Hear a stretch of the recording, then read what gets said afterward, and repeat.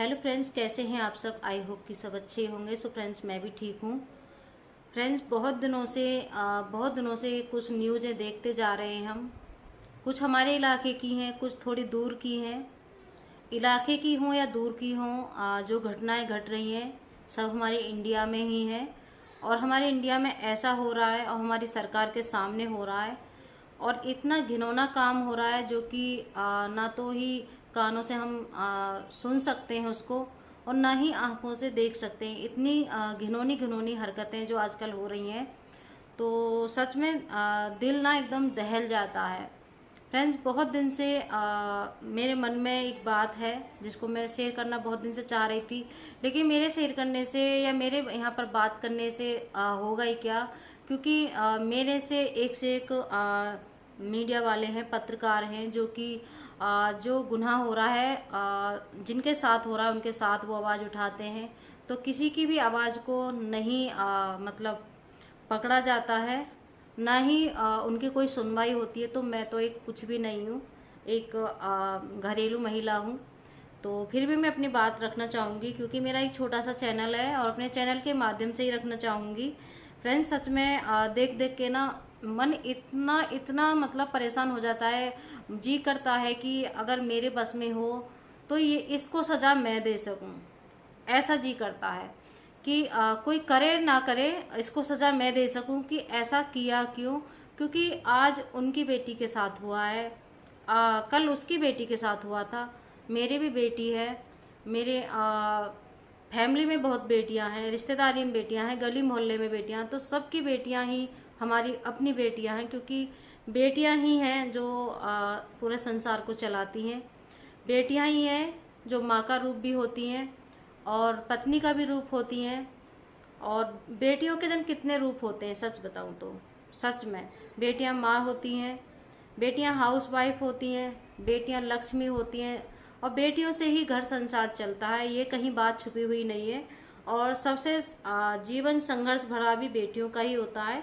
तो फ्रेंड्स, मैं यहाँ पर जो बात कहने आई हूँ, फ्रेंड्स, अभी कुछ दिन पहले पिछले साल की बात है, शायद पिछले साल ही है, जो कोलकाता में जो मर्डर रेप हुआ था, जो लेडी डॉक्टर थी, उसकी कहानी सुन के दिल दहल गया था।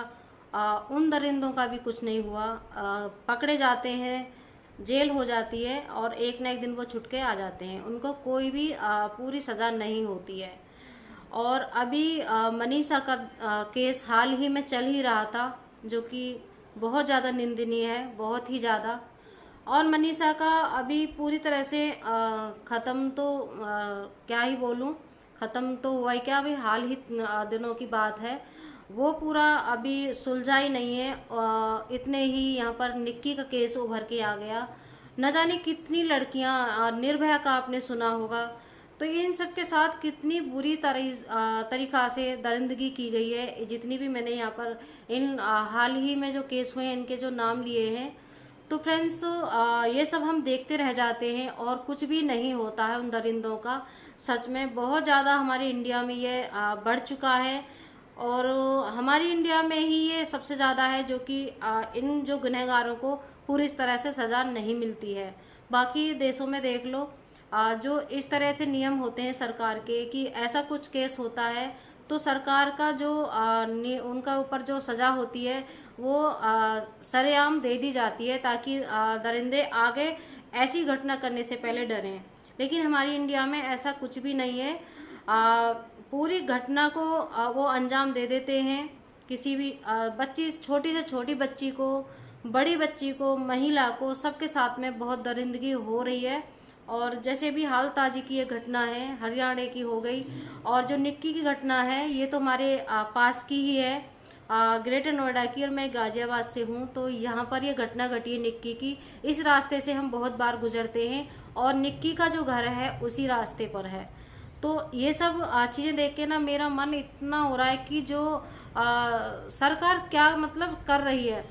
सरकार को हम गुनहगार इसलिए कह रहे हैं कि सरकार एक भी मतलब जितने भी रेप हुए हैं, जो अभी 1-2 साल के अंदर, जो बहुत ज़्यादा ही बुरी तरह से ये घटनाएं घटी हैं बच्चियों के साथ में, तो एक भी अगर दरिंदे को एक सज़ा अच्छे से मिल जाती तो ये बाकी जो घटनाएं घट रही हैं ये नहीं घटती। जो इस घटना को जो अभी ताज़ा घटना हुई है, इनको जो अंजाम दे रहे हैं लोग, वो उस घटना को देखते हुए इस घटना को करने में उनको शर्म लगती, डर लगता, उनके अंदर भय होती। लेकिन भय तभी होगी जब उनको सज़ा मिलेगी अच्छे से। जैसे कि मैं अभी बात कहूँ, निर्भया केस हो गया, या फिर जो कोलकाता की लेडी डॉक्टर थी, सभी अपने अपने इलाके से सभी लोग एकजुट हुए, पूरा देश एकजुट हुआ और फाइनल निर्णय निकल के आता है कि केस सीबीआई को दे दिया गया है। भाई सीबीआई भी सरकार की ही है। सरकार कब चाहे उसको किस झांसे में दे दे कि इस केस को ऐसे नहीं ऐसे ख़त्म करना है, ऐसे नहीं ऐसे ख़त्म करना है, वो भी सब सरकार का ही खेल होता है, सरकार के ही हाथ में होती है। ये भी सीबीआई कोई पूरी अच्छे से जांच नहीं होती है जहाँ तक मैं देख रही हूँ, क्योंकि अगर सीबीआई की पूरी तरह से मतलब दरिंदों तक पहुँचती है, सारे सबूत एकत्रित करती है, तो क्या मतलब निर्भया हो गई या कोलकाता की लेडीज डॉक्टर हो गई, मनीषा हो गई, इनके साथ इतनी बुरी तरह से अत्याचार हुआ कि ये अत्याचार कम था? ये ऐसी सज़ा के पात्र हैं जो उन्होंने इस घटना को घटाया है, घटना को किया है। अभी मनीषा का जो देखा, मनीषा की मैंने देखा उसमें कि लड़की मतलब अपने स्कूल जाती है, कॉलेज जाती है, जो भी जिस जगह पर भी जाती है, उसके बाद वो नहीं लौटती है। तो इस जहाँ पर जब उसके परिजन जाते हैं तो कह देते हैं कि जवान लड़की है, कहीं चली गई होगी, ऐसा कर रही होगी, वैसा कर रही होगी, भाग गई होगी, आ जाएगी। अरे शर्म आनी चाहिए आप लोगों को। कोई परिजन आपके पास आया है अपनी बेटी की शिकायत ले, जवान बेटी घर से चली जाती है तो माँ बाप को कितना टेंशन होता है। बेटा हो बेटी सबकी टेंशन होती है, लेकिन एक जवान बेटी की बहुत ज़्यादा टेंशन होती है, जिस तरह से आजकल हालात चल रहे हैं।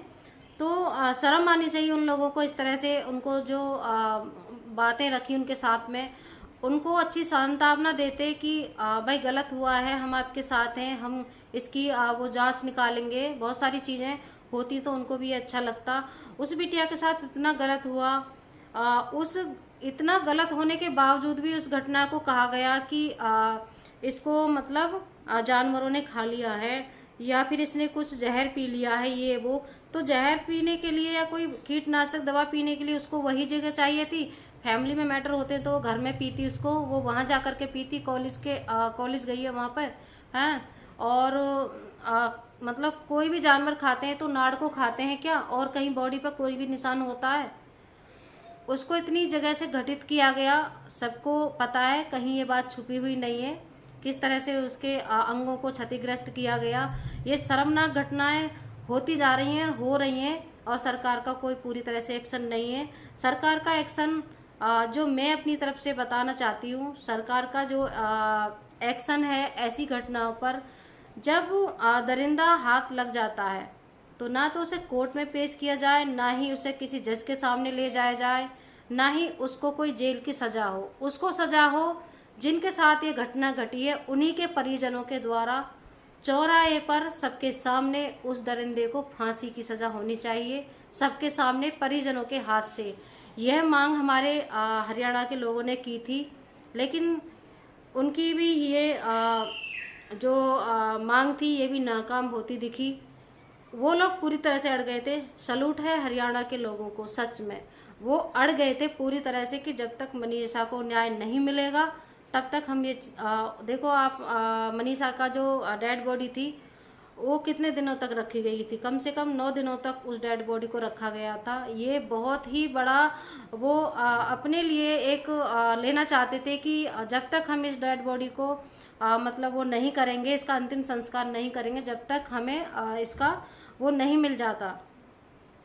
तो ऐसा नहीं हुआ है। वो भी जांच सीबीआई को दे दी गई है, और ऐसे ही निक्की की जांच को भी जहां तक है सीबीआई को ही दे दिया जाएगा, क्योंकि निक्की का भी कुछ ऐसा ही मैटर है।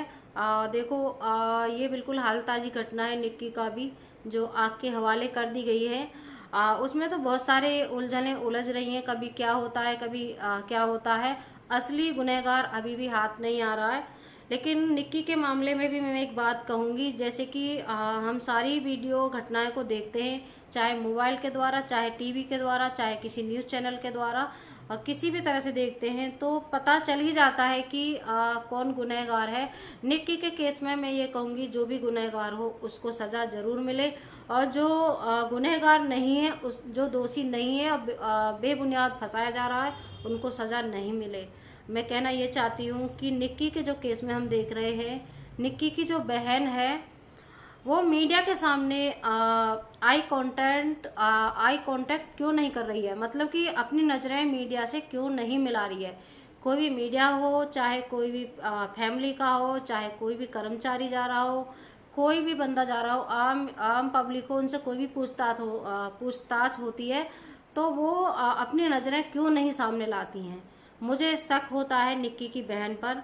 यहाँ पर मैं ये नहीं कहूँगी कि वो दोषी हैं पूरी तरह से, सहा उन्होंने भी है, क्योंकि बिना सहे कोई बात सामने नहीं आती है। लेकिन जहाँ तक रही निक्की की बात, जो कैमरे की फुटेज आ रही है वहाँ पर जो उसका हस्बैंड है वो बेगुनाह मतलब साबित दिखाया जा रहा है, क्योंकि जो कैमरे हैं वो सबूत सच ही दिखाते हैं। क्योंकि जब वह आके हवाले हुई थी निक्की, तो उसका जो पति विपिन है वो नीचे था और कहा गया कि विपिन ने आग लगाई है। तो ये बिल्कुल झूठ मुझे भी लग रहा है। सिर्फ निक्की और निक्की की बहन ऊपर थी, तो यहाँ पर भी निक्की का जो मैटर है उसमें मुझे उसकी बहन की तरफ यह सुई जाती हुई दिख रही है। ये मैं नहीं कह रही, सिरसा के जितने भी लोग हैं वो सब लोग बोल रहे हैं, क्योंकि एक बंदा झूठ बोल देगा या फैमिली में बहुत ज़्यादा गलत होते हैं तो कोई तो बंदा झूठ बोलता है, छुप छुप के भी लोग बुराइयां करते हैं। लेकिन सिरसा के जितने भी लोग हैं, कितनी भी वीडियो आ रही है, कोई बंदा वहाँ पर इस तरह से बोलता हुआ नहीं दिख रहा है। और दुख तो होता है भाई, जिनकी बेटी गई है दुख उनको भी है, सच उनको भी पता चलना चाहिए। चाहे गुनहगार कोई भी हो, चाहे वो खुद निक्की निकले, चाहे शक बहन पर जाए या शक उसके पति पर गया है, तो जो सच्चाई है निक्की को भी फैसला मिले, और जो गुनहगार है निक्की के केस में उसको भी जल्दी से जल्दी सज़ा मिले। और सज़ा हमारी यही मांग हमारी यही है सज़ा की। मैं अपनी वीडियो के माध्यम से इन गुनहगारों को जो इतने गुनाह हो रहे हैं और जितने भी इतने बड़े बड़े ये रेपिस्ट लोग हैं, इनको सिर्फ एक ही सज़ा होनी चाहिए। जिनकी फैमिली के साथ ये घटना होती है उन्हीं फैमिली के मेंबर्स के द्वारा उस बंदी को चौराहे पर खड़े करके सभी मतलब वहाँ के गांव मोहल्ले शहर जहाँ पर ये घटना होती है उन लोगों के सामने चौराहे पर फांसी दे दी जाए, ना कि सरकार के हाथ में ये इस चीज़ को दिया जाए। सरकार तो सिर्फ लंबा खींचती है, कोई भी इसमें तुरंत कार्रवाई नहीं होती है। भाई उनको जिस तरीक़ा से पीड़ित किया गया है तो क्या उनको इतना लंबा बचाया जाए, जबकि पता चल जाता है, पुलिस पकड़ के दे देती है कि ये गुनहगार हैं, पकड़े गए हैं, तो उनको लंबा क्यों खींचा जाता है। वो तो अपने जीवन जी ही रहे ना, खाना तो खा ही रहे ना, भले ही जेल का खा रहे हैं, कहीं का भी खा रहे हैं, है ना, खाना तो खा ही रहे हैं ना। उनका क्या, जिनकी बेटियां बहुएं बच्चियां चली गई हैं ज़िंदगी भर से, और उनके जो माता पिता की जो आत्मा पूरी ज़िंदगी तड़पेंगी, वो जिंदा होते हुए भी नहीं जी पाते हैं अपनी ज़िंदगी को, और इतनी बड़ी घटना के साथ। तो उन दरिंदों को भी ऐसी ही फांसी मिलनी चाहिए। मेरी तो अपनी वीडियो के माध्यम से यही मांग है। यह मांग जो मैंने रखी है कि दरिंदों को चौराहे पर परिजनों के हाथ से फांसी की सज़ा होनी चाहिए। तो ये मेरी बात किस किस को अच्छी लगती है, मेरी वीडियो के कमेंट बॉक्स में अपनी राय ज़रूर लिखें।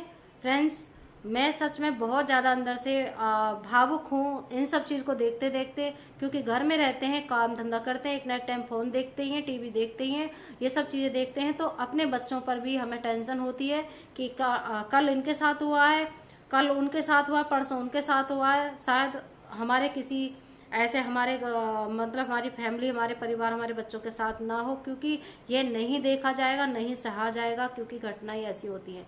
फ्रेंड्स, मेरी वीडियो में किसी का दिल दुखाना नहीं है, किसी पर पूरी तरह से शक नहीं है, तो बस मैंने जो देखा परखा उसी बात को रखा है। तो मेरी बात बुरी लगे किसी को तो मैं अपनी वीडियो में उस चीज़ के लिए गलती मांगूंगी। और फ्रेंड्स, मैं इस वीडियो को यहीं पर ख़त्म करूंगी। और मेरी वीडियो से कौन कौन सहमत है तो कमेंट्स बॉक्स में अपनी राय ज़रूर लिखें। फ्रेंड्स, बस यहीं पर मैं इस वीडियो को समाप्त करूंगी।